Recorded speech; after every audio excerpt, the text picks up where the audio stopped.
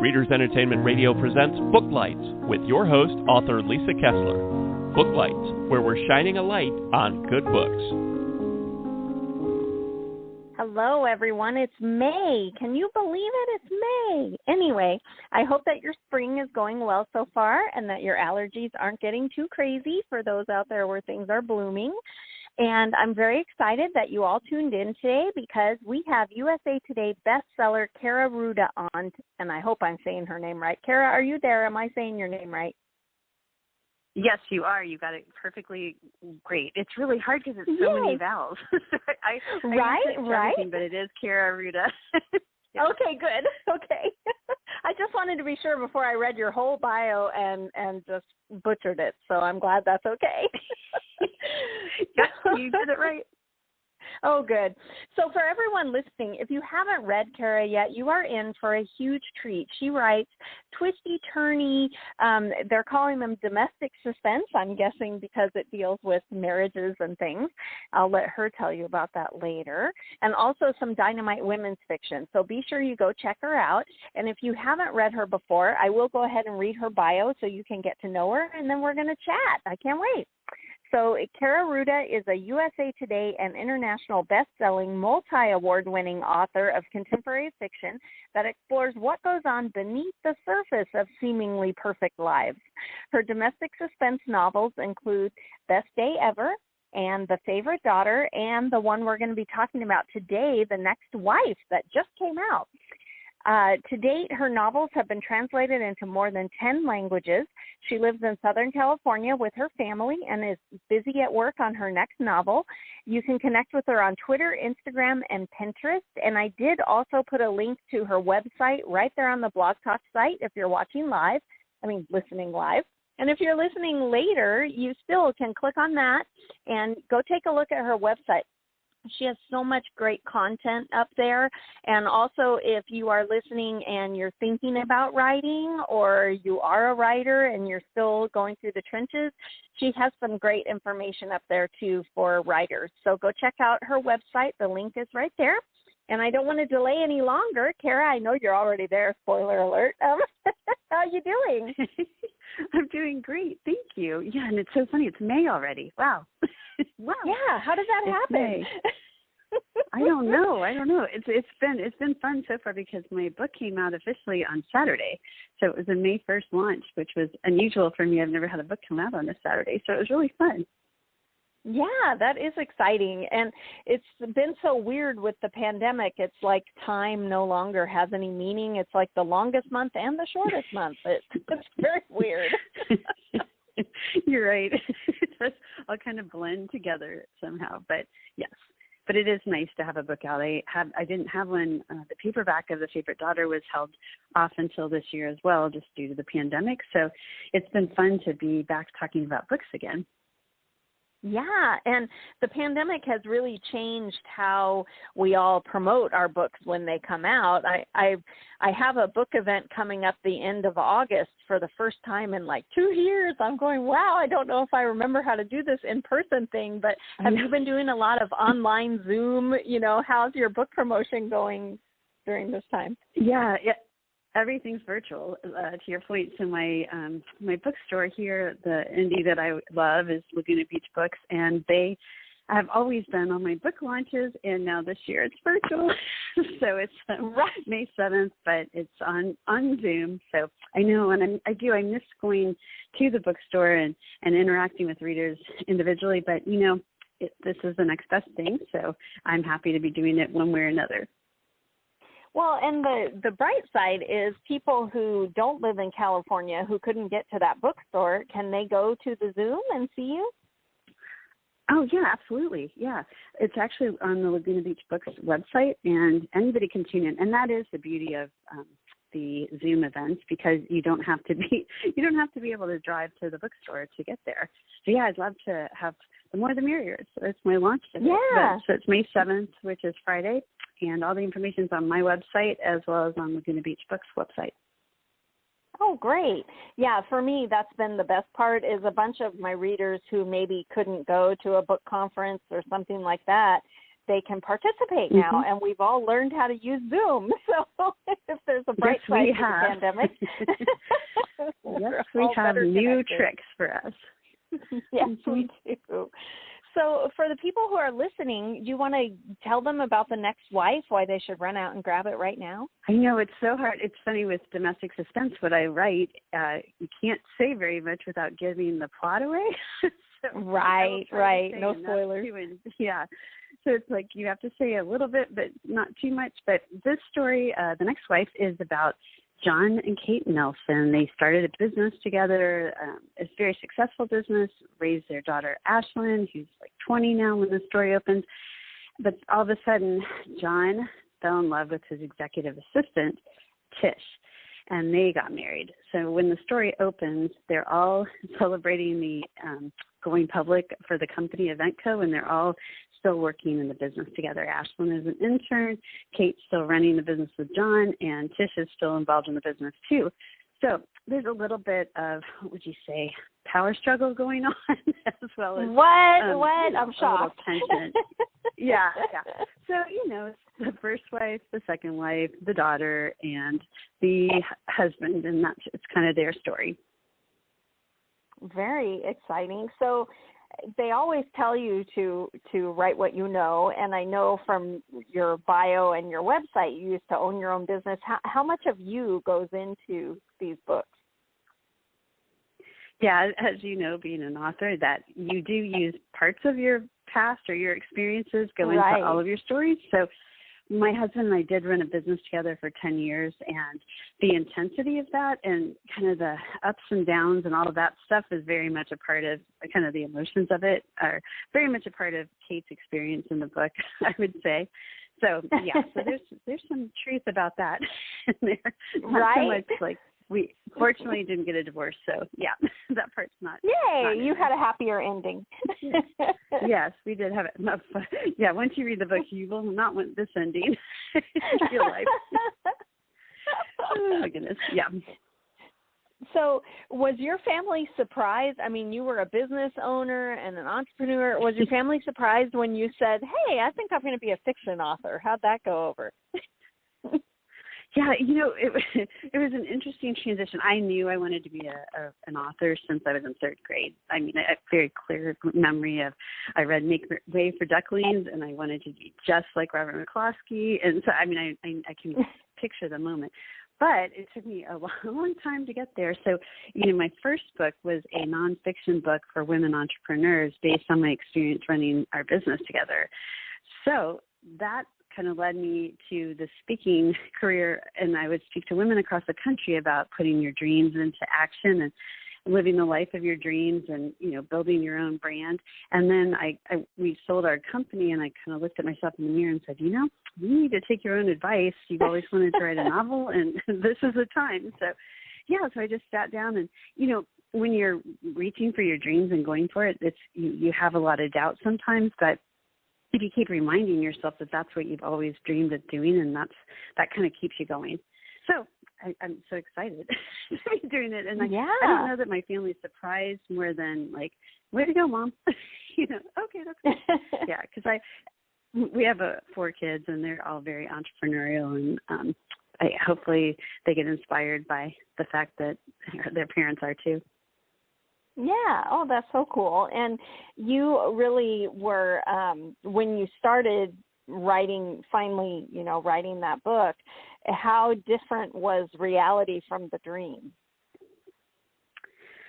Yeah, I guess it's kind of part of the publishing process is the reality part that's the toughest, I think, the timeline of publishing, the, finding an agent, finding the publisher, all of those process parts of it, not so much part of the dream. You realize that after, but after you're doing it. Just the pure. Right. If you focus on like the writers' conferences and the process of writing and all the things you learn along the way, that's where the dream is. So you got to keep focused on that. And I guess too, when I started, my first agent, she said, since I had written a book for women entrepreneurs, I needed to stick kind of in that theme area. So my first book, Cure Home Hope, was very much like inspirational, and a woman having a midlife crisis, and she works through a things to change list to turn her life around. And it was really pretty much a fictionalized version of Real You Incorporated, my nonfiction book. But from there, I kind of let my imagination go freer, which has led me to darker and darker and darker novels. And I don't know what that says about me, but it is. It just has. Well, before I write paranormal romances, which tend to be on the darker side, and I got my start getting published with horror short stories, and my mom used to read my stories and go, "This came out of you? What?" So I can imagine your family looking at all that murdery. I know. I think my mom doesn't read my books now. So I think she might have read the women's fiction, and she might have dabbled in the romance when I wrote romance, but I'm pretty certain. Right. I'm like, "Have you gotten the next wife yet, Mom?" And she's like, "No, sorry." I'm like, "Oh, for heaven's sake." Yeah, I think I might scare her a little bit. Yeah, right? She's looking at you going, who are you?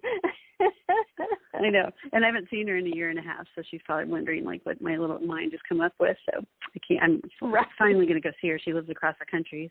I will be bringing her a book, trying to make her read it. Nice.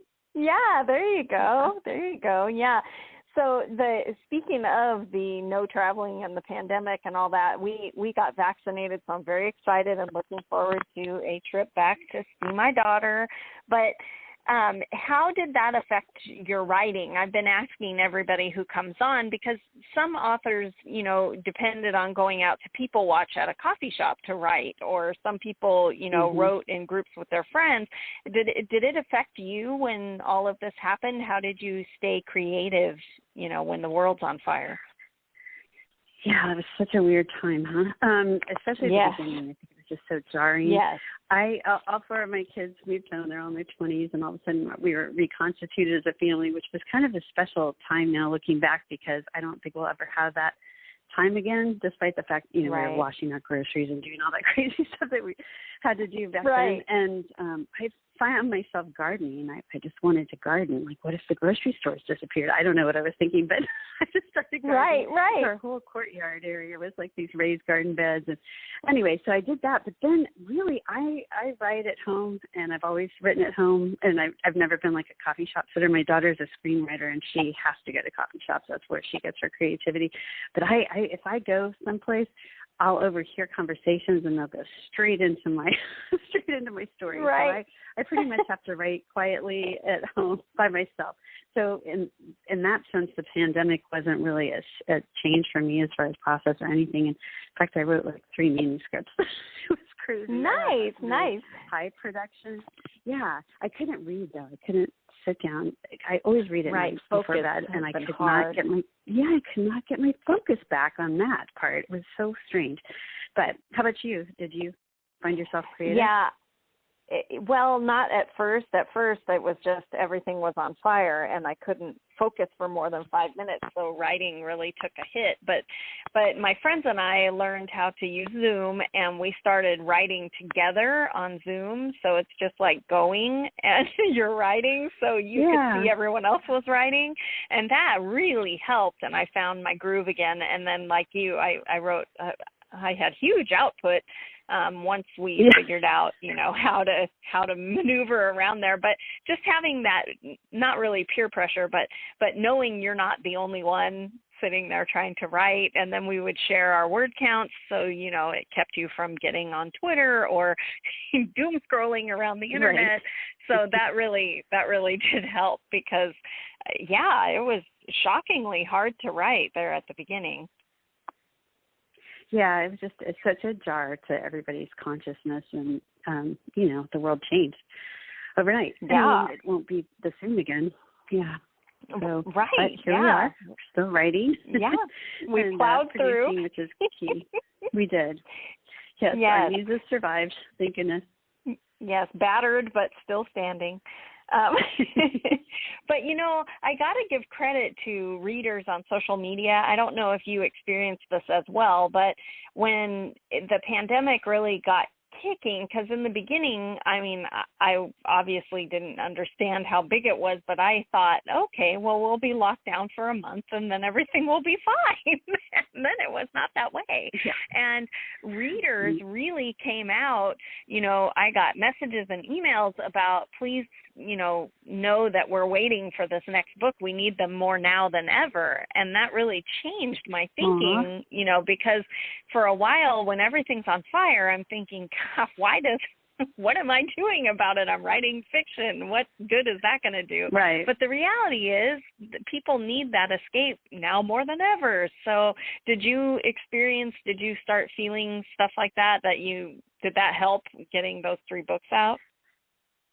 Yeah, I think it did. And to your point, you do feel like, I mean, the pandemic didn't enter any of my stories directly, but that foreboding in the sense that kind of the murkiness of everything added to the tone of what I wrote, I think. And yeah, and that's the thing, you know, when we're writing fiction, I mean, it might be little kernels of hope in domestic suspense. Hopefully you see some enlightenment every once in a while, or some dark humor that makes you smile. But yes, like you and I aren't writing things that are going to help people tangibly over the pandemic, but hopefully with entertainment and distraction, and we're just a little bit of a break is what I hope my books can be for somebody. Yes. And what's next for you? Is the next Wife a series, or is it a standalone? It's a standalone, and all of mine have been standalone, except I did the romance for 2 years, which was really fun, and I did 2 romance series. But otherwise, everything I've written has been standalone. Yeah. Standalone. So, yeah. So the next one is called Somebody's Home, and it's another domestic suspense, which I haven't even gotten used to talking about yet, so I can't really tell you that much about it, except for it's scary. Oh, okay. And I wrote it during the pandemic, and it doesn't have anything to do with the pandemic, but I just, you know, just that kind of aura in the air is in there, and it comes out in January of 2022. Oh, my gosh, exciting. Yeah, and I know. Is that one, I think this one was Thomas and Mercer, right? So it's like Amazon's publishing arm. Is the next one with them also? Yes. Congratulations. It Very is. Cool. Thank you. And yeah, it's been really a great experience. Oh, good. And you're kind of a hybrid author, right? Haven't you done some yourself and some with a publisher? I've been a little bit of everything, and that is what is great about publishing these days. I mean, back when I started 12 years ago, I didn't feel like there were that many choices. I published hybrid, I've self-published, I've been with the traditional, and now I'm with Amazon's publishing imprint.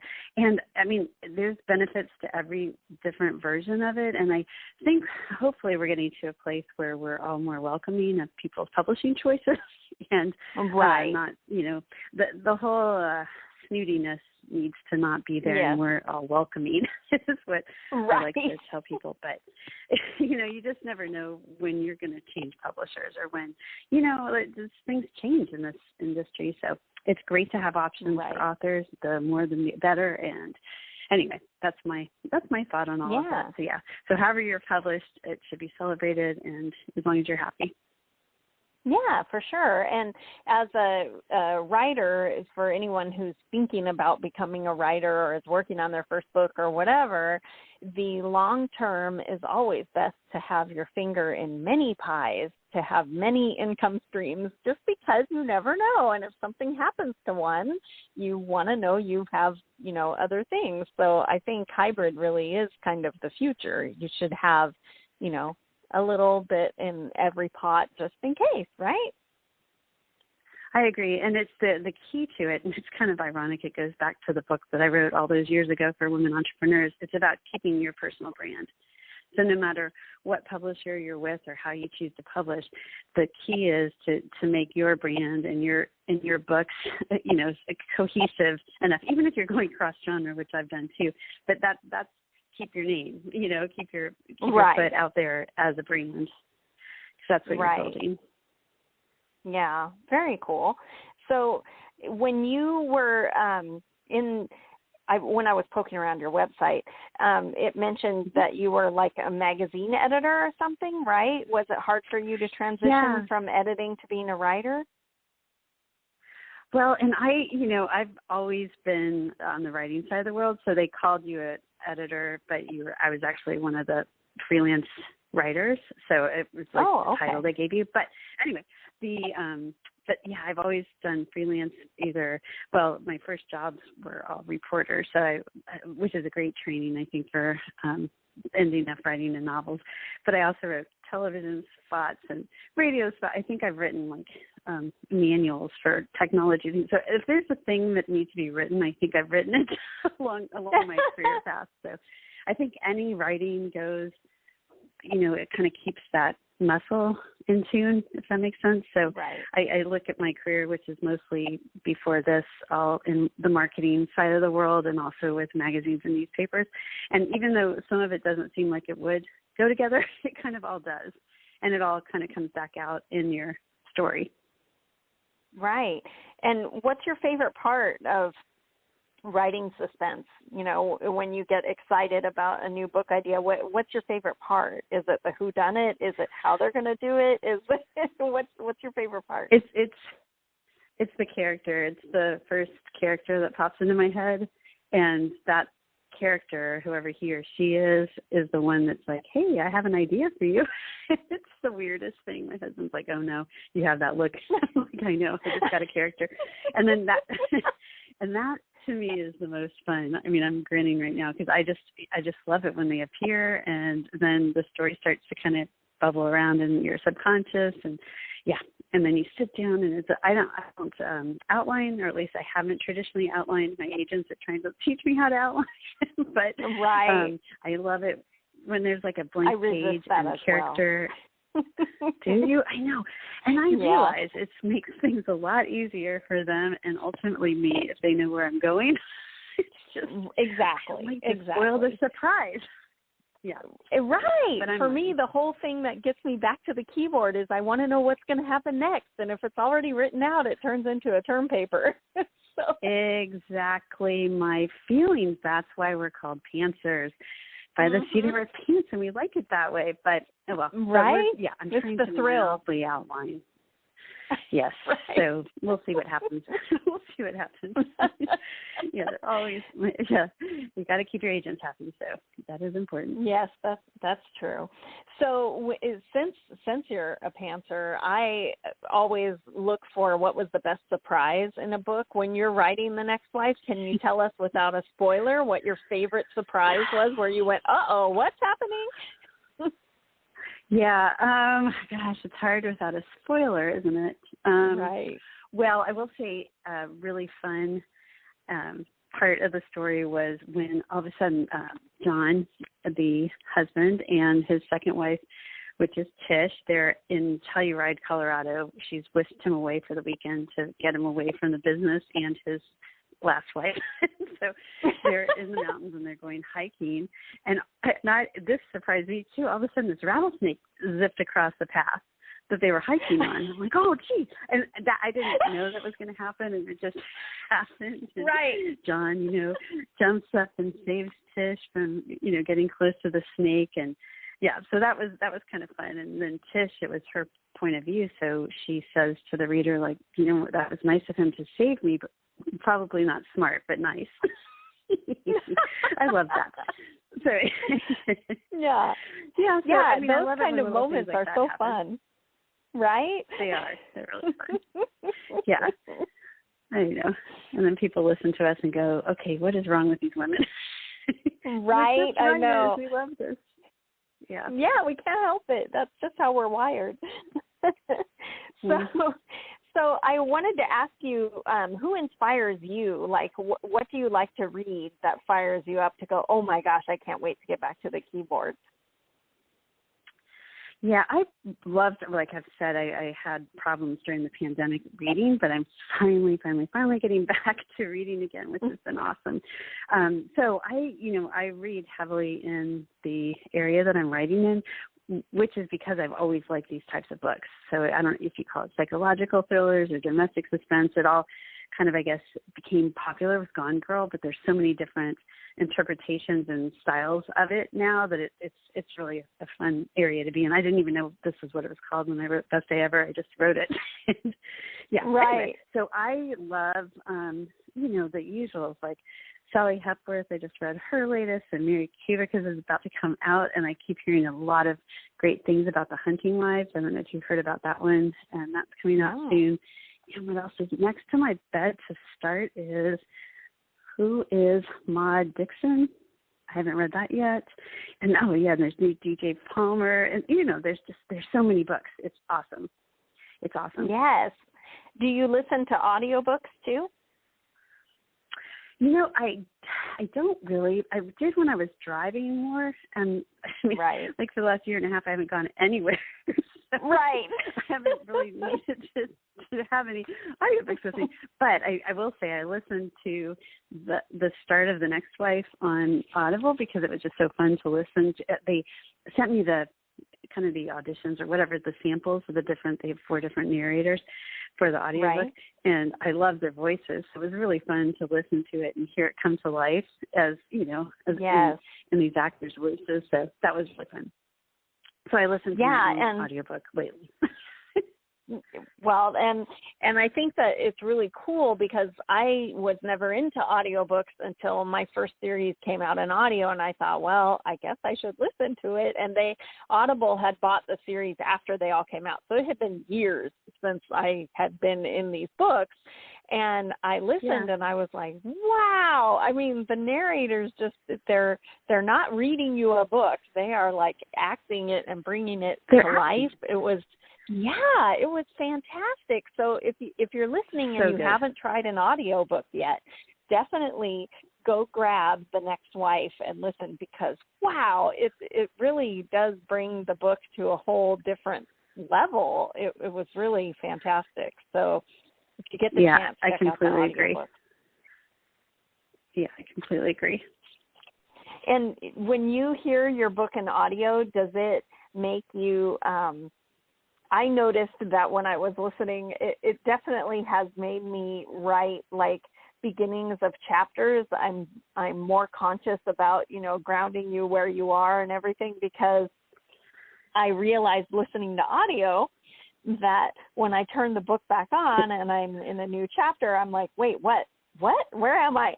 So that sort of changed how I write. And did you have any kind of experience like that? Well, you know what? That's some great insight. I'll have to keep that in mind because you're right. You don't want a disembodied voice just hanging out in space. So, hopefully I kept that in mind. Let's say I did.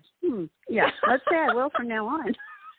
Yes, right? Yeah, that was the one thing I learned from listening to my audiobooks. I was like, ooh, I don't know where we are. Where are we? Yeah, that's a good point. I'm sure I kept that. We learned. Yes, I'm sure you did naturally. Yeah. Well, and to your point, we learn something new. That's what's great about this job is you learn something new with each story you write. You learn something new with each author you talk to. It's a great industry to be in.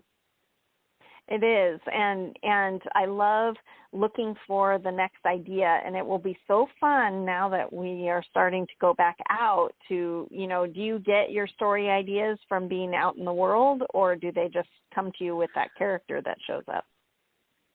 Yeah, I think apparently they just come to me because I haven't been anywhere, and they're coming to me right now.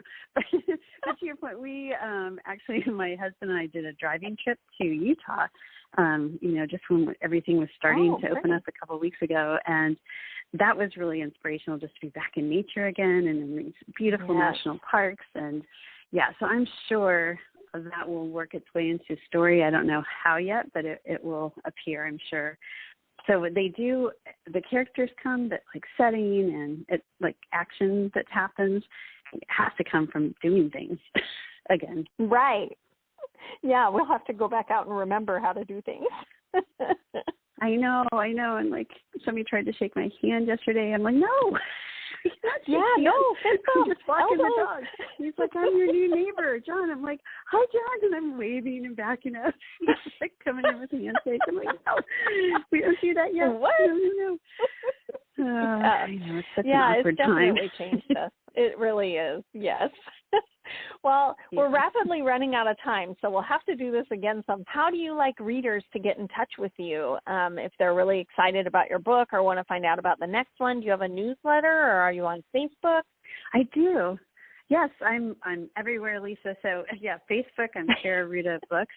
And on my website, you can sign up for my newsletter, and I promise it's not very frequent, so I won't bother you.